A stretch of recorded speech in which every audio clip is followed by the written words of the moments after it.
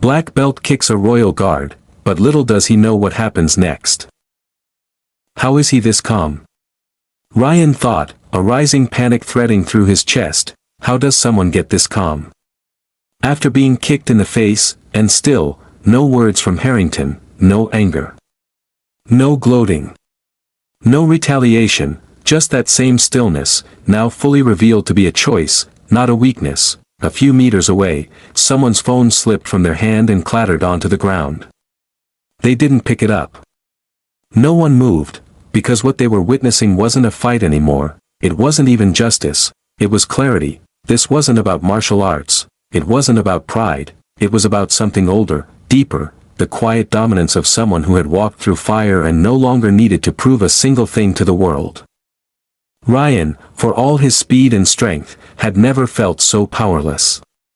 Not even in his toughest matches, because those were matches, this was reality, his lungs strained against the weight, not from pain but from a shame that settled in his chest like concrete. He looked up into Harrington's eyes, and what he saw there wasn't triumph, it was the gaze of a man who had seen worse. And chose not to escalate. He could hurt me, Ryan realized. He could destroy me right now, and no one here would stop him, but he didn't. Instead, Harrington's calm became a mirror, and in it, Ryan saw everything he wasn't, and everything he'd mistaken for strength. The streak of dried blood on Harrington's temple was the only visible evidence of the earlier blow.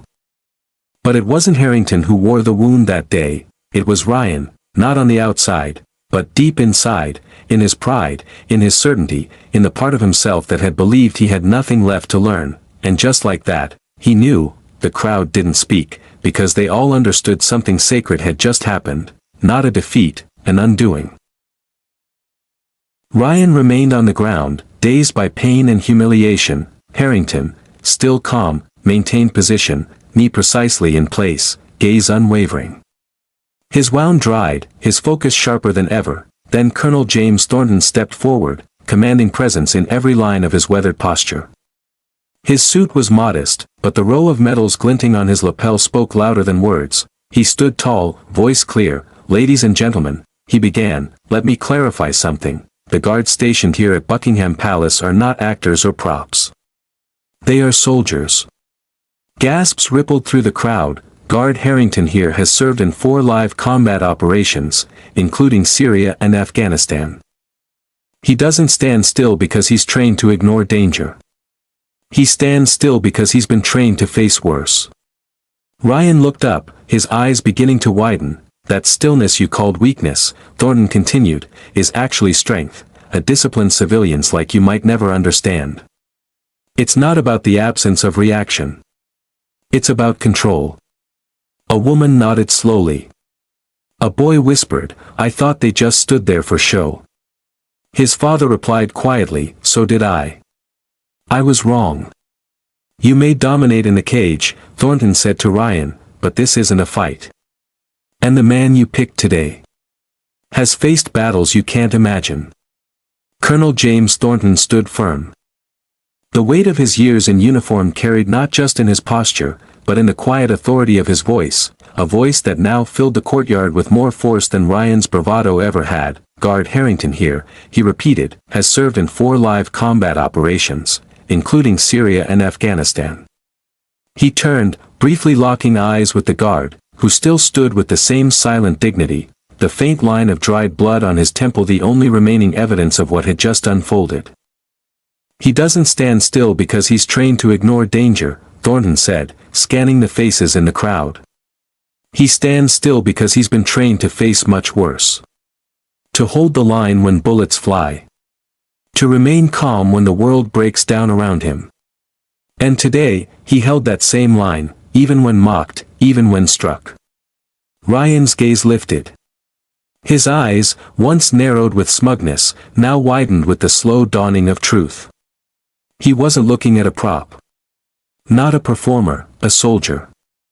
A warrior who had walked through fire and returned. Quietly, Thornton continued, his voice lower now, drawing the crowd in. "That stillness you called weakness. It's strength. The kind of strength forged in real war. Not scored on cards. It's discipline. It's self-mastery, a level of control most civilians, most competitors, may never understand. A woman in the crowd wiped a tear from her eye, a teenage boy lowered his phone, a child whispered, "I thought they just stood there for show." His father bent slightly and said, his voice softer than ever, "So did I. I was wrong." Thornton turned back to Ryan, who now looked far smaller than when he first stepped into the square, shoulders visibly lowered, breathing slower, heavier. "You may dominate in the cage, Mr. Chen," he said, "but this." He gestured to the immovable figure of Harrington, "That isn't a cage. This isn't a match with time limits and referees. This is duty. This is discipline under pressure. And the man you chose to mock today, has survived battles you can't even picture." He paused. "He doesn't fight for belts, he fights for lives." A hush fell over the entire courtyard. Even the tourists who had just arrived sensed they had walked into something much bigger than a performance. Something true. Something sacred. Ryan swallowed hard.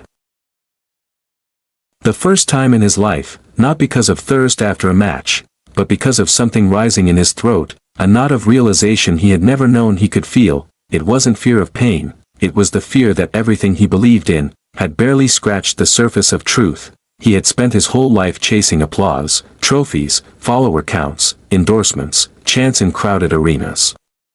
But never, not once, had he seen anyone looked at the way the crowd now looked at Guard Harrington, silently. Profoundly. With genuine reverence, an older tourist near Ryan spoke softly, without malice, just honest observation. He didn't say a word. But we all heard him loud and clear. Colonel Thornton turned back to Ryan, but this time, his gaze wasn't scolding, it was the gaze of a mentor, someone who had seen a student finally grasp the lesson no one could teach. "Medals are pinned to the chest," he said quietly, "but true respect, the kind you just witnessed, is bestowed when a man can stand still, and still make the world bow its head." Thornton stepped back. No more speeches, he didn't need them, and neither did Ryan. He lowered his head, slowly, quietly, not out of humiliation, but because, for the first time in his life, he had learned how to bow with meaning. The entire square remained silent for a moment longer. No applause. No cheers, only the soft wind brushing across the stone, and the distant flap of the flag. There it was. The guard's bearskin hat still lay on the courtyard stones. No one had touched it. It was no longer just a piece of ceremonial attire, it was now a symbol of dignity, restraint, and a kind of strength that never needed fists to command respect. The security room behind Buckingham Palace wasn't a jail, but it wasn't cozy either. Soft yellow light spilled through a high window, casting shadows on Ryan Chen's humbled face. No more bravado. His designer watch lay on the table. His expensive tracksuit, dusty and wrinkled from the fall. He sat in silence, processing. In front of him lay the preliminary charges: assaulting a serving soldier, disturbing public order, and dishonoring the royal guard. Meanwhile, Harrington was treated and quietly returned to duty. His injury iced, blood cleaned, but his gaze never changed. He remained the same calm, composed professional as before. In the quiet room, Ryan muttered to himself, "How could someone, who stood so still, take me down like that?" He didn't need an answer, he already knew. For the first time, he didn't feel anger in defeat. Only smallness. And respect. Later that day, Ryan sat upright, no longer slumped, but not confident either. Just ready. The door opened. Harrington entered, now wearing standard combat fatigues. No pageantry. Just a soldier. Ryan stood instinctively. "Guard Harrington," he said. "I know I don't deserve forgiveness. But I ask for the chance to say this to your face." Harrington didn't reply.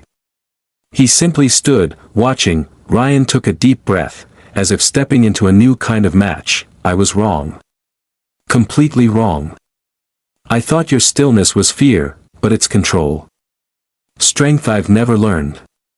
The silence stretched. "I'm sorry. Not just for the kick. For not seeing who you really were, and what you represent." Harrington's expression didn't shift. But after a long pause, He nodded, a small nod. Quiet. Unemotional. But undeniable, and for Ryan, it was worth more than any championship belt. The next morning, the London sky was a flawless blue. Tourists gathered at Buckingham Palace for the changing of the guard. But something had changed. Harrington was back, his hat, straight. His tunic, immaculate. His stance, still. No one saw the wound from yesterday. No one asked. Because they didn't need to, and no one mocked, they stood back. Took fewer photos. Lowered their cameras sooner. As if to preserve something sacred. He's not just a guard, is he? Whispered a young woman. No, someone answered. He's a real soldier. A boy saluted with quiet awe. His father, once a smirking tourist, now stood straight, hands in his pockets, silent. There were no flashy medals. No loud speeches, just one soldier, standing still, and commanding the deepest kind of respect. Sparkles they once thought he was a living statue, now they bow, to the strength within his silence. Thank you for watching the video. If you enjoyed it, don't forget to hit like and share it. Subscribe to our channel for more inspiring videos. Thanks again and see you in the next one.